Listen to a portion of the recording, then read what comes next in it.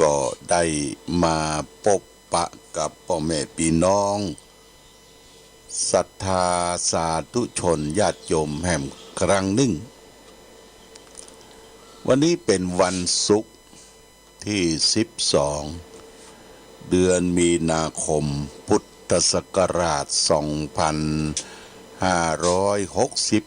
2564ซึ่งตรงกับเดือน6เหนือเดือน4ใต้แรม14ค่ำวันนี้เป็นวันแต่งวันดาวันพรุ่งนี้ก็จะเป็นวันพระวันศีลเป็นวันเดือน6ดับซึ่งตรงกับวันเสาร์โดยญาติโยมวันพรุ่งนี้ทางสำนักปฏิบัติธรรมประจำวันเสาร์ก็จะเริ่มเชิญชวนญาติโยมท่านสาธุชนทั้งหลายได้ขึ้นวัดวาอารามจะร่วมประกอบกิจในศาสนาคือไหว้พระสวดมนต์เดินจงกรมเจริญสมาธิภาวนาที่สำนักปฏิบัติธรรมแหล่งที่21ของจังหวัดเชียงใหม่ที่สำนักปฏิบัติธรรมวัดพระบาทอุดมน้ำบ่อสาวาเพราะฉะนั้นก็ขอเชิญชวนญาติโยมท่านสาธุชนที่ได้เคยขึ้นวัดปฏิบัติธรรมเริ่มต้นของปีใหม่ก็ว่าได้ปีใหม่นี้เขาล่วงเลยมาเดือนมกรากุมภามาถึงเดือนที่3ญาติโยมนะมาเดือนที่3นี้ก็จะผ่อนคลายลงเกี่ยวกับเรื่องของโควิด19ที่เฝ้าระวังที่ระบาดกันไปทั่วแต่เขาก็จะต้องระมัดระวังอยู่ไปที่ไหนก็จะไปลืมเอาแนตเอาตะข่ายไปตยแล้วก็เกี่ยวกับฝุ่นละอองเกี่ยวกับหมอกควันก็ต้องระวังอยู่ญาติโยมนะมันทำเมื่อเราสูดดมลมหายใจเข้าไปก็นี่ต้องระมัดระวังกันญาติโยมท่านสาธุชนทั้งหลายโลกของเฮาเนี่ยมันวิปริตพิษไปเกี่ยวกับดินฟ้าอากาศลมถ้าฟ้าฝนบตกลงมาสำระสะสางก็จะสร้างความเดือดร้อนคือแก่มนุษย์โลกที่อยู่ร่วมโลกเนี่ยเพิ่นก็ได้ลงข่าวว่าตามริมชายแดนเขตติดชายแดนกับต่างประเทศอย่างจังหวัดตากจังหวัดเชียงใหม่จังหวัดเชียงรายเนี่ยญาติโยมมีแต่หมอกแต่ควันนะหมอกควันถึงแม้ว่าบ้านเฮาก็ขอร้องช่วยเหลือกันว่าจะไปเผาขี้เหี้ยเผาตีให้ตีนาเผาเศษขยะเฮาก็ฟังกำกันอยู่แต่ตั้งนอกนะโดยเป็นม่อนญาติโยมเปิ้นเผากันโดยเป็นม่อนเปิ้นบ่มีกฎหมายที่จะบังคับกฎเกณฑ์และพี่น้องชาวป่าชาวเขาก็ตอนนี้ก็ทำไล่เข้าสโลไล่เลื่อนรอยต่างๆพอฟันป่าฟันไม้แล้วก็เผาละญาติโยมนะทำให้หมอกควันน่ะพิษภัยเนี่ยสู่บ้านสู่เฮาเอาดมเอาสูดเข้าไปก็จะเป็นพิษเป็นภัยต่อร่างกายนี่เป็นส่วนหนึ่งต้องระมัดระวังกันญาติโยมวันนี้เป็นวันศุกร์เป็นวันสุดท้ายของสัปดาห์นะสัปดาห์วันศุกร์ก็กลางคืนก็จะมีธรรมประทีปส่องต่างภาคกลางคืนนะเบิดก็จะได้มาพบกันตั้งแต่8 โมงเมื่อคืนนะ20 นาฬิกาไปถึง10 โมง 22 นาฬิกา ได้มาเป็นกู้เป็นกิมเป็นกำลังจิตกำลังใจให้แก่ศรัทธาญาติโยมท่านสาธุชนทั่วไปวันศุกร์วันนี้เช่นเดียวกันที่ตลาดนัดหมู่บ้านศีลห้าของวัดคงคานิมิตรตำบลบ่อนปิ่นอำเภอฝางก็ยังเปิดอยู่เนิดญาติโยมเปิดตลาดนัดของวัดใครมีพักไม้ไส้เครือมีบัตรทัวมีอะไรยังก็เอาไปขึ้นไปขายเอาไปไว้ให้ญาติโยมบางทีก็แลกกันก็ได้นะแลกกันสินค้าก่อนการมาเฮาบ่ใจสตุ้งสตางเอาแลกกันเนาะเอาถั่วแลกกับบะเขือแลกกับสิ่งนั่นสิ่งนี้มันก็พเยาพยุงคือการดำเนินชีวิตของเฮาเนี่ยอยู่อย่างมีความสุขง่ายขึ้นแลกกันไปแลกกันมาก่อนการมาโบราณเนี่ยญาติโยมคนที่ทำการเกษตรคนที่เสาะปูเสาะป่าได้ปูได้ป่าแหนมบนำกินนะแต่ก่อนนี่เอาไปแลกข้าวแลกข้าวสุกข้าวสารแลกข้าวเปลือกแต่ก่อนนี่สมัยพ่อแม่เฮามีเนาะปู่อุ้ยแม่อุ้ยแต่ก่อนนี่เอาป่าไปแลกข้าวเพราะว่าลูกเต้าสัมปีสัมป้อญาติโยม5 6 7 คนตัวกันทุกข์ยากลำบากการเดินทางสัญจรก่อนนั้นก็เตียวตินเดินทางไปได้เข้ามาหน่อยก็เอามาเลี้ยงลูกเลี้ยงเต่าโอ้เป็นดูป่ออินดูแม่ทุกข์ยากลำบากแต่ประเดี๋ยวนี้เพิ่งก็โป้นความทุกข์ความยากความลำบากไปแล้วก็ไปที่ไหนก็เปิ้นกับขึ้นสวรรค์ญาติโยมนะคิดว่าขึ้นสวรรค์อานิสงส์ที่ได้เลี้ยงลูกเลี้ยงเต้าเป็นมงคลกับพ่อกับแม่อานิสงส์ทุกข์ยากลำบากเลี้ยงลูกเลี้ยงเต้าสัมปี้สัมปอผ่านพ้นไปแต่ก่อนนี้เปิ้นทุกข์กายนะทุกข์กายแต่จิตใจของเปิ้นเนี่ยโอ้ม่วนอกม่วนใจมีความภูมิใจได้สร้างฐานะสร้างลูกสร้างเต้าสร้างหลักปักฐานถึงแม้ว่าลูกเต้าเข้าปั้นตั้งหลายบ่ได้สืบสานสมบัติจากพ่อจากแม่จะไปน้อยเนื้อต่ำใจที่เปิ้นฮื้อเฮาให้ที่เป็นฮื้อแก่เฮานั่นก็คือเลือดนะรักษาเลือดก้อนนี้ฮื้อดีอย่าไปฮื้อมันปิ้วมันดำมันช้ำมันต่ำมันเสียบางคนนี่เป็นคนอากตัญญูอย่างใดเปิ้นฮื้อสมบัติเลือดก้อนนี้แล้วนะญาติโยมโอ้ปฏิบัติบดี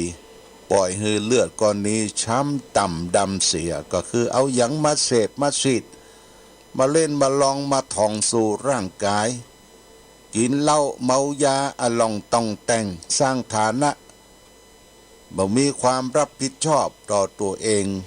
ต่อพ่อต่อแม่ที่ฮู้กำเนิดเกิดเฮามานี่สำคัญนะทรัพย์สมบัตินั้นเฮาหิหาได้โดยสติปัญญาของตนเองแต่ชีวิตที่พ่อแม่ฮื้อแก่เฮานั้นมันเป็นสิ่งสำคัญนะเป็นสิ่งสำคัญที่เฮาได้สืบสานมาแล้วก็รักษาเลือดก้อนนี้รักษาสมบัติอันนี้ไว้เป็นทรัพย์สมบัติอันมีค่าแก่วงตระกูล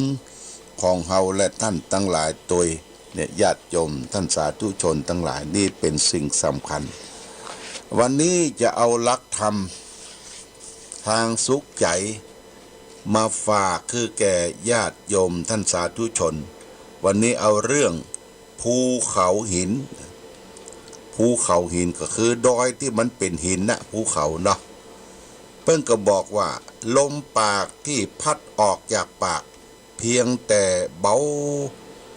พอแล้วก็บ่น่าจะมีฤทธิ์มีเดชมีอำนาจอย่างนักหนาเท่าใด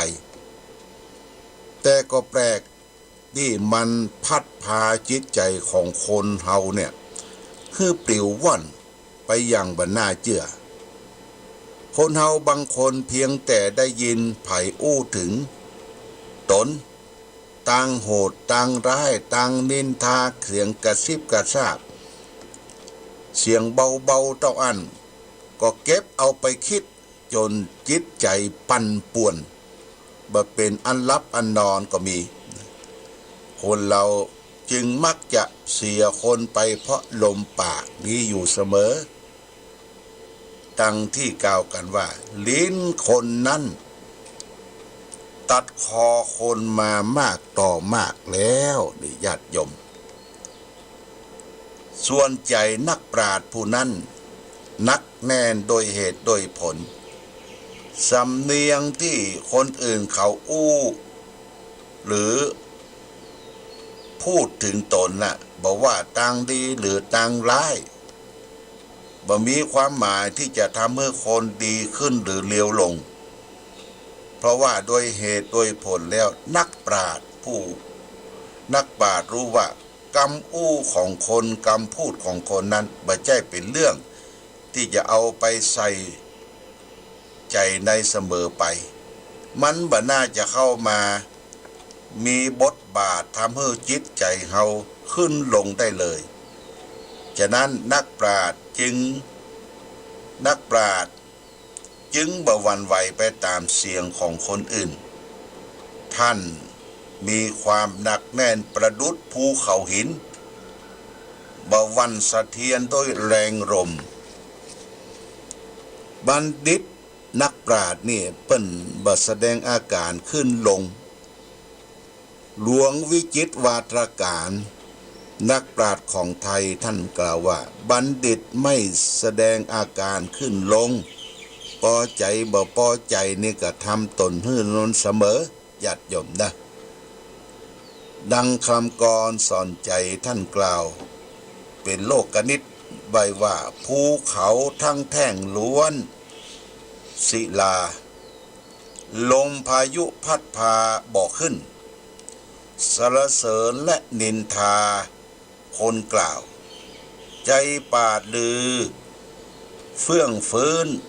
ห่อนได้จิตจนญาติโยม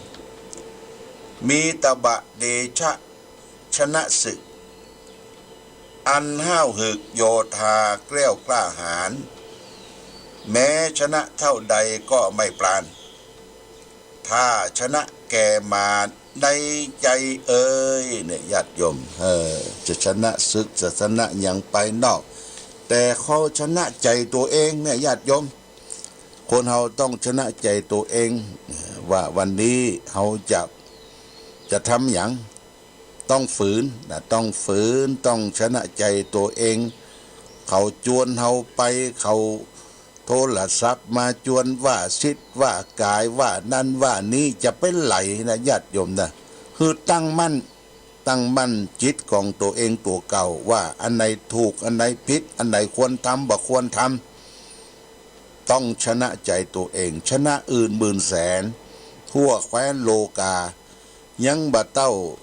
มีลากากับชนะใจตัวเองเนี่ยเป็นเรื่องสำคัญนะดีฝากเป็นหลักคิดคือแก่ญาติโยมท่านสาธุชน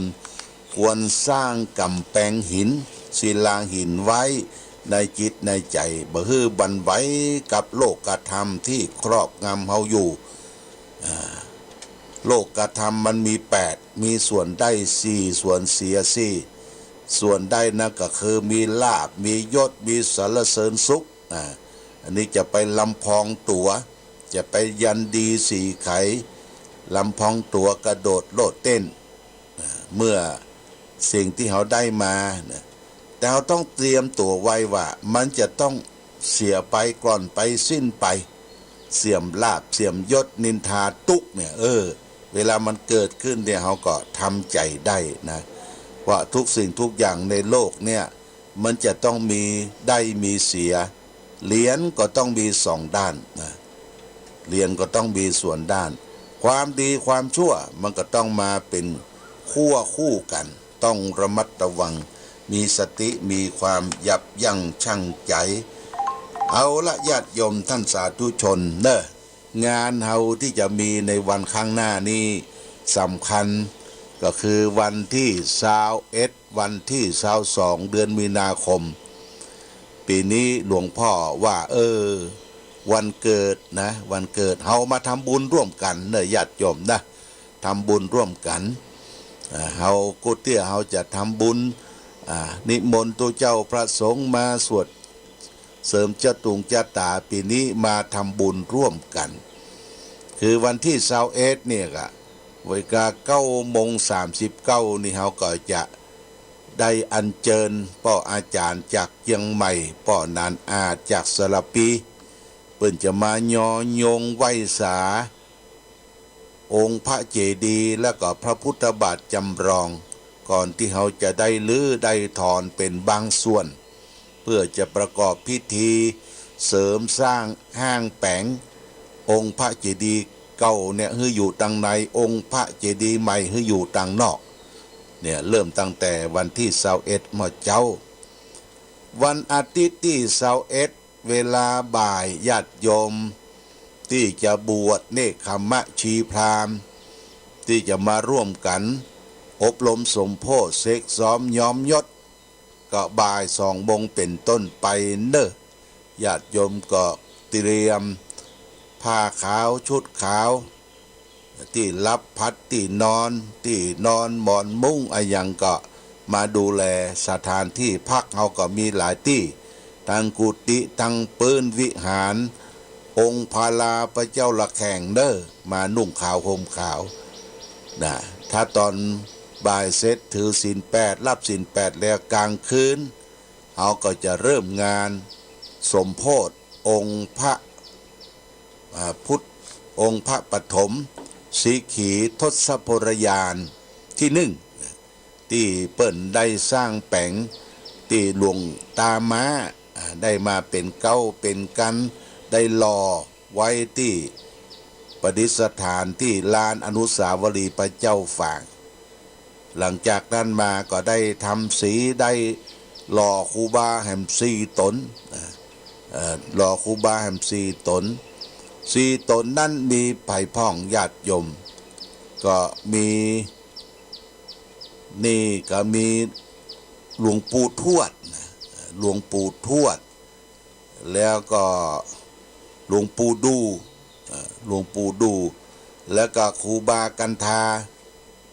และหลวงตาม้าอันนี้อยู่ตังหน้าขององค์พระ